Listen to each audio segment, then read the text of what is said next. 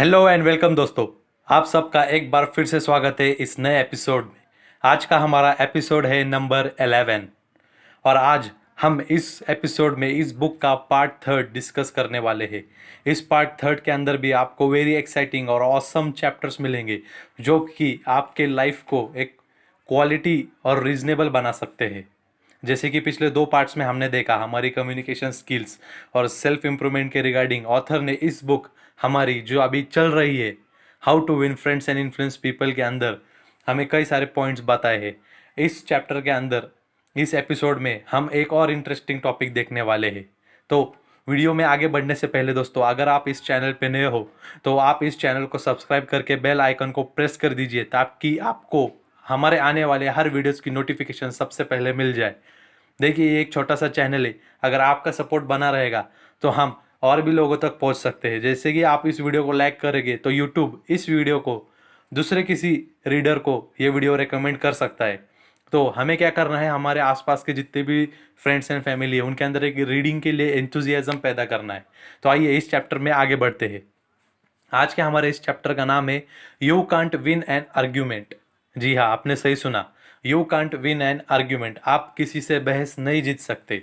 और ये चैप्टर जो पार्ट 3 के अंदर आता है, इस पार्ट 3 को ऑथर ने फ्रेम किया है how to win people to your way of thinking, यानी कि आप लोगों को आपके थिंकिंग के और किस तरीके से ले आ सकते हो। तो एपिसोड शुरू करते हैं। चैप्टर का नाम है you can't win an argument. तो ऑथर इसके अंदर बताते हैं कि आप किसी से किसी भी व्यक्ति के साथ बहस नहीं जीत सकते, चाहे वो व्यक्ति आपका कितना ही पुराना दोस्त क्यों ना हो, चाहे वो आप फ्यूचर में आपका दोस्त क्यों ना बनने वाला हो।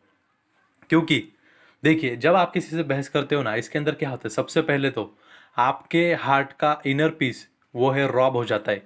ये बात मैं अपनी तरफ से कहता हूँ, सेल्फ एक्सपीरियंस है कि आप किसी आर्ग्यूमेंट में अगर गिरोगे ना, आपके दिल का सुकून छीन जाएगा। अगर आप सेंसिटिव बंदे हो और अगर आपने ये बात एक्सपीरियंस की है थोड़ी भी, तो आपको पता चल जाएगा कि मैं बहुत सही बोल रहा हूँ। क्योंकि आप जब किसी से कोई भी अनइसेंशियल टॉपिक पे, अनऑथेंटिक पॉइंट पे अगर बहस करोगे, सामने वाला आदमी अनऑथेंटिक है वो बात को समझने के लिए, चाहे आप एकदम सही लेवल की कर रहे हो, इंटेलेक्चुअल लेवल की कर रहे हो, लेकिन अगर आप उसके साथ बहस करोगे ना, आपके दिल का सुकून छिन जाएगा, आप खुद को डिस्टर्ब फील करोगे। ये मेरे सेल्फ एक्सपीरियंस से मैं आपको बात कर रहा हूँ। तो ऑथर की बात करते हैं। ऑथर इस चैप्टर के अंदर बताते हैं कि आप आर्ग्यूमेंट जीत ही नहीं सकते। अगर आप आर्ग्यूमेंट हार जाओगे तो आप आर्ग्यूमेंट हार जाओगे, लेकिन आप आर्ग्यूमेंट जीतोगे फिर भी आप हार जाओगे। वो ऐसा क्यों है? तो ऑथर इसके अंदर बड़ी सिंपल शब्दों में हमको बताते हैं कि आप अगर आर्ग्यूमेंट जीत भी गए लेकिन आप वो आर्ग्यूमेंट हार चुके हो। क्यों? क्योंकि आपके सामने वाला जो व्यक्ति है, आपने उसको प्रूफ कर दिया, आपका पॉइंट आर्ग्यूमेंट का एकदम ऑथेंटिकेट है, आप एकदम सही हो, लेकिन सामने वाला आदमी जिसके साथ आपकी आर्ग्यूमेंट चल रही थी उसका प्राइड हर्ट हो गया। उसका प्राइड हर्ट हो गया, वो खुद को इन्फीरियर समझेगा और इससे क्या होगा, आपका और उसका अच्छा रिलेशन स्टेब्लिश नहीं होगा। ये बुक हमें यही तो सिखाना चाहती है दोस्तों कि हम स्ट्रेंज पर्सन हो या हमारा पुराना फ्रेंड हो, उसके साथ किस तरीके से कोलैबोरेट कर सकते हैं, किस तरीके से हम एक अच्छा रिलेशन इस्टेब्लिश कर सकते हैं जिससे कि वो हमारे बैड टाइम और गुड टाइम में हर वक्त याद आए और हमेशा उसकी लाइफ के इम्पोर्टेंट जॉयनेस और सैडनेस में हमको याद रख सके कि हाँ, this is the person who can help me get out of this read. तो इसके अंदर ऑथर क्या बताते, अगर आप आर्ग्यूमेंट जीत भी गए ना, तो सामने वाला आदमी जिसके साथ आप आर्ग्यूमेंट जीते हो उसका प्राइड हर्ट होगा, वो खुद को इन्फीरियर समझेगा और वो आगे से कभी आपके साथ उतने अच्छे से कोलैबोरेट करने के लिए कभी तैयार ही नहीं होगा। तो नेक्स्ट पॉइंट ऑथर इसके अंदर बताते हैं कि a man is convinced against his will is of the same opinion still. यानी कि आप किसी को कन्विंस कर रहे हो आर्ग्यूमेंट में, आप आर्ग्यूमेंट के तरीके से क्या करना चाहते हो, सामने वाले को कन्विंस करना चाहते हो कि आप जो गलत बोल रहे हो और मैं जो हूँ इस पॉइंट के ऊपर सही हूँ, मैं पूरी रिसर्च टीम के साथ आया हूँ। लेकिन उस इंसान की एबिलिटी ही नहीं है आपके पॉइंट को समझने की, फिर भी आप अगर उसको कन्विंस किए जा रहे हो, एक पॉइंट आएगा जब वो बोलेगा हाँ मैं कन्विंस हो चुका हूँ, लेकिन उसकी इच्छा ही नहीं है, उसकी मर्जी ही नहीं है, उसका सबकॉन्शियस माइंड कह रहा ही नहीं है कि आपके पॉइंट ऑथेंटिकेट और वैलिड है। तो आपने उसको कन्विंस भी किया लेकिन वो उसके विल के अगेंस्ट है, उसके मर्जी के, उसके पॉइंट ऑफ व्यू, उसके सबकॉन्शियस माइंड के अगेंस्ट है। तो वो फिर भी वही आदमी रहेगा, तो फिर भी वो वही आदमी रहेगा जो आर्ग्यूमेंट में कन्विंस होने से पहले था। ये बड़ा ही ऑथर ने सुंदर पॉइंट इसके अंदर बताया है। नेक्स्ट बात, ऑथर ने इस पैराग्राफ के अंदर मेंशन किए, अगर आप पढ़ोगे तो आप देखोगे इसके अंदर ऑथर बताते हैं कि उन्होंने कई लोगों के साथ मुलाकात की, उनका एक्सपीरियंस ऑथर ने इस चैप्टर के अंदर शेयर किया है कि किस तरीके से ह्यूमन बीइंग जो है आर्ग्यूमेंट करती है और हमें आर्ग्यूमेंट से बचने के लिए क्या करना चाहिए, तो ऑथर ने इसके अंदर मेंशन किया है।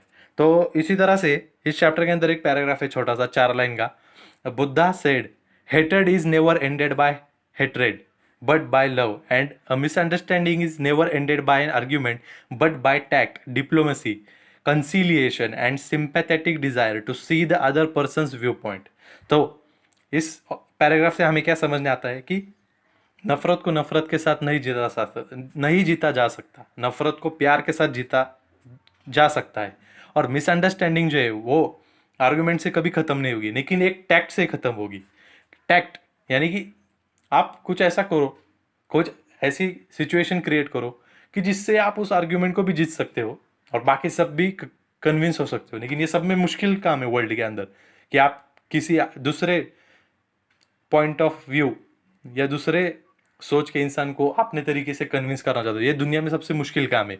इसके बाद डिप्लोमेसी कुछ आप यूज़ कर सकते हो, कंसिलिएशन ट्रिक्स आप यूज़ कर सकते हो, और सिंपैथेटिक डिज़ायर यानी कि आप उससे बता सकते हो कि मैं आपसे सिंपैथी रखता हूँ, तो जिससे कि वो आदमी को लगे कि हाँ ये मेरे लिए सिंपैथी रखता है, तो मेरे व्यू पॉइंट को मद्देनज़र रखते हुए ये कुछ आर्ग्यूमेंट कर रहा होगा। तो ऑथर इसके अंदर बताते। तो देखिए बड़ा ही सुंदर चैप्टर है, आपको एक बार ये चैप्टर पूरा पढ़ ही लेना चाहिए। और बुक हमारी तो, मैं तो इस पूरी सीरीज के अंदर जो मेरा ये चैनल है सुनो बुक नॉलेज, इसके ऊपर इस बुक का एक एक चैप्टर में एक्सप्लेन करते आ रहा हूँ, और ये 11th एपिसोड है। फर्स्ट एपिसोड में मैंने ऑथर और ये बुक कैसे लिखी गई थी उसके बारे में बताया था, और उसके बाद से एपिसोड 2 से लेकर एपिसोड 11 जो अभी चल रहा है, इसके अंदर एक एक चैप्टर डिस्कस किया है। तो देखिए इसका प्रिंसिपल क्या है। Now we will come to the principle, the moral of this chapter. Principle author लिखते हैं, the only way to get the best of an argument is to avoid it. यानी कि अगर आपको आपके जो आर्ग्यूमेंट चल रही है उसके अंदर अगर आपको बेस्ट लेना है उस आर्ग्यूमेंट का, तो क्या है, आप उस आर्ग्यूमेंट को अवॉइड कीजिए। आप उस आर्ग्यूमेंट के अंदर गिरिए ही मत। इनऑथेंटिकेट लोग हो या ऑथेंटिकेट लोग हो, इंटेलेक्चुअल हो या एंथुजियास्टिक हो या फ्रस्ट्रेटेड लोग हो, आप उस आर्ग्यूमेंट, कोई भी आर्ग्यूमेंट अगर आपके पास चल रही है या फिर आपको ऐसा लगता है कि अब मैंने ऐसा कुछ बोल दिया जिससे मेरे साथ आप आर्ग्यूमेंट लोग करने वाले, आप उसको अवॉइड कीजिए जितनी जल्दी हो सके। वहाँ से उठकर चले जाइए, या तो उन्हें बोलिए कि हम इसे लेटर डिस्कस करेंगे। आप अवॉइड ही कीजिए उस आर्ग्यूमेंट को। देखिए जैसे कि मैंने मेरा खुद का एक्सपीरियंस आपको बताया था, आप किसी से अगर आर्ग्यूमेंट करोगे ना, आपके दिल का सुकून छिन जाएगा, आप मेंटली डिस्टर्ब रहोगे। अगर आप सुबह को आर्ग्यूमेंट करोगे तो आप दिन भर डिस्टर्ब रहोगे, आप मोटिवेटेड फील नहीं करोगे। अगर आप रात को सोने से पहले किसी से आर्ग्यूमेंट करोगे, आपको नींद अच्छी नहीं आएगी। ये मेरा खुद का एक्सपीरियंस है। आप किसी से आर्ग्यूमेंट मत कीजिए, आप आर्ग्यूमेंट को अवॉइड कीजिए और लाइफ में आगे बढ़िए। और नेक्स्ट डे या फिर नेक्स्ट मोमेंट पे आपको क्या करना है उसका एक शॉर्ट माइंड मैप बना लीजिए कि in the next few times और in the next few upcoming hours of my this particular of my this valuable day, I am going to do this following dash dash task and I am going to achieve success in this task। तो आप avoid कीजिए, आपके काम पर focus रहिए, stay fit and stay healthy. इसी के साथ इस एपिसोड को मैं यहाँ ख़त्म करता हूँ। अगर आपको इस एपिसोड के अंदर कुछ वैल्यूएबल बात लगी है तो प्लीज़ इस चैनल को सपोर्ट कीजिए, आपके फैमिली और फ्रेंड्स के साथ इस एपिसोड के लिंक को शेयर कीजिए और उन्हें ये एपिसोड पूरा देखने के लिए कहिए। तो happy Diwali and be safe.